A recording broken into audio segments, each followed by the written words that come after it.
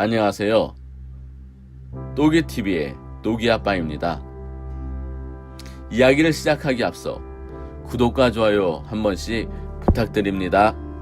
2018년 9월 18일 17시경 대전광역시 중구 대전 오월드에서 앙커 퓨마 뽀롱이가 탈출하였는데 안타깝게도 같은 날 21시 44분경 사살되면서 상황이 종료되었다고 합니다.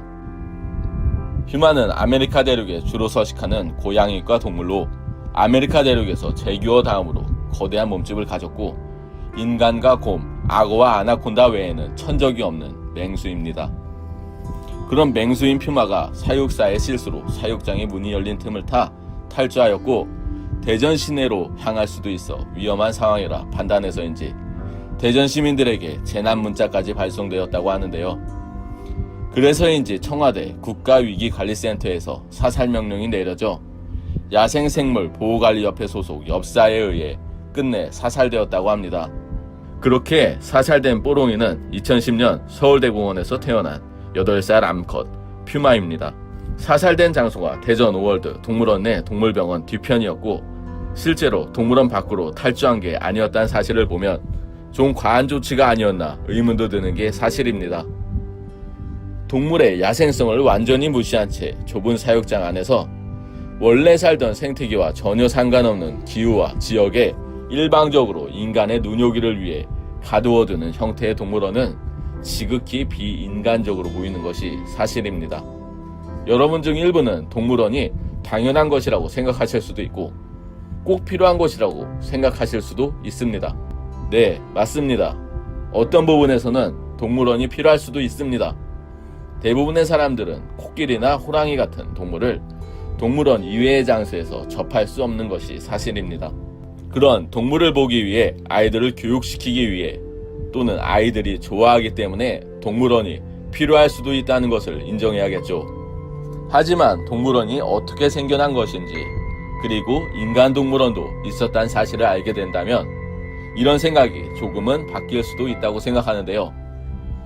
고대 이집트 문명에서도 진귀한 동물을 잡아다 기르는 동물원이 존재했다는 기록이 있고 고대 중국 은나라 주왕이 진귀한 짐승을 가둬 기르는 동물원을 만들었다는 기록도 있으며 한국사에서도 신라에서 인공호수, 안압지, 가운데 섬들에 진귀한 동물을 풀어 길렀다는 기록이 있긴 합니다.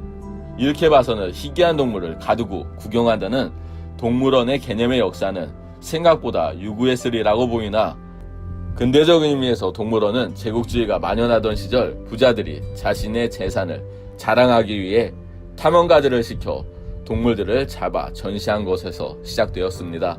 제국주의 시절 제국주의를 과시하기 위해 인간이 인공생태계를 만들어 동물을 가두어 놓는 형태의 동물원이 생겨나기 시작했는데요. 충격적인 사실은 이때 동물원에 전시됐던 동물은 우리가 알고 있는 그런 동물에 국한되지 않았다는 사실입니다. 그 당시 동물의 범주에는 흑인, 아시아인, 폴리네시아인 등이 포함되어 동물과 같이 전시되었다는 것입니다. 호기심을 가장한 끔찍한 식민주의의 인종차별이었죠. 거기서 끝나지 않습니다. 이들이 사망하면 해부하여 박제까지 했는데 이게 남 이야기가 아닌 게 한중일 삼국의 사람들도 유럽에서 비슷한 신세로 구경거리가 된 바가 있습니다. 좀 화가 나는 이야기인데요. 일제 강점기 때 일본인들이 조선인들을 전시해놓고 그 꼴이 우습다고 비웃었던 아픈 과거도 존재했다는 것입니다. 동물원에 갇히고 해부하고 박제를 하는 것을 인간에게 적용시키니 상상도 가지 않으시죠? 말이 안 된다고 생각하실 겁니다.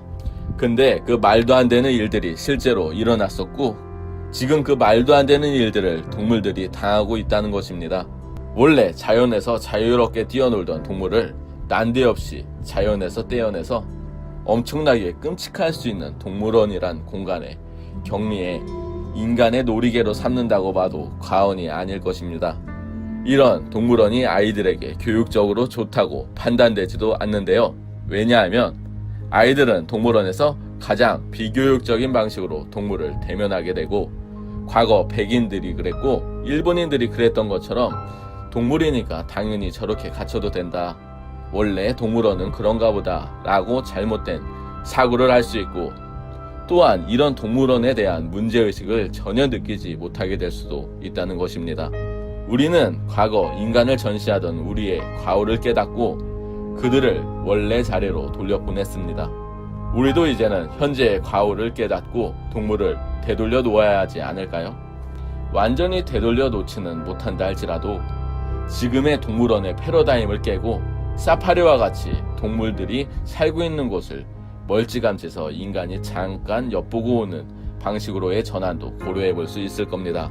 대전 오월드의 퓨마 뽀롱이는 자유를 빼앗긴 삶을 살고 동물원에서 태어났기에 단 한 번도 자유를 누리지 못하다가 처음으로 누려본 자유가 결국 죽음으로 끝을 맺었습니다. 더 슬픈 사실은 결국 숨을 거둔 뽀롱이, 그 뽀롱이의 새끼들은 아직도 그 끔찍한 동물원에서 오지 않을 엄마를 찾고 있다는 것입니다. 앞으로는 이런 비극이 다시는 일어나지 않길 바랍니다.